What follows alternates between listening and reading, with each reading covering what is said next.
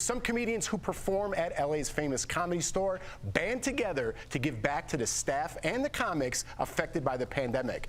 Dave Chappelle made a surprise appearance at the end of the live 3-hour podcast from his home in Ohio. There he is. And other comedians like Whitney Cummings, hilarious Bill Burr, I love him, and Bobby Lee also appeared remotely from their homes. The event ended up raising $100,000. Now, Al, listen, I listen to Joe Rogan all the time, and he talks about how hard it is for comics not performing all the time, but also the servers in there aren't making any money right now, so good on the Comedy Store for doing this.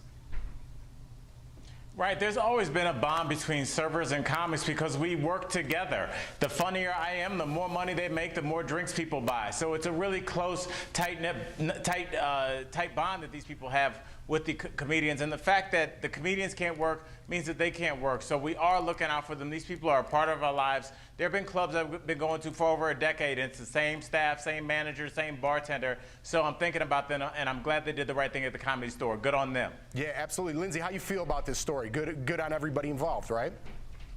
Yeah, I think you forget about the fact that I know Al talked a lot about how comedians are struggling in this time with social distancing, but you forget about the fact that there's tons of people working in every single building that comedians perform at. And so the fact that they're helping them out is really powerful and awesome, and that's a good example of how we're coming together to help each other out. Yeah, and Al, I want to go back to you quickly because also Joe Rogan talks about how important a live audience is for stand-up comics and that you shouldn't really be doing it from your living room. Do you kind of agree being a comic?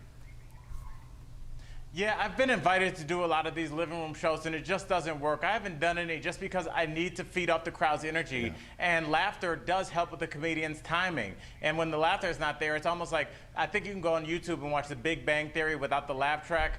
The jokes don't land. So there's a reason the laughs are there.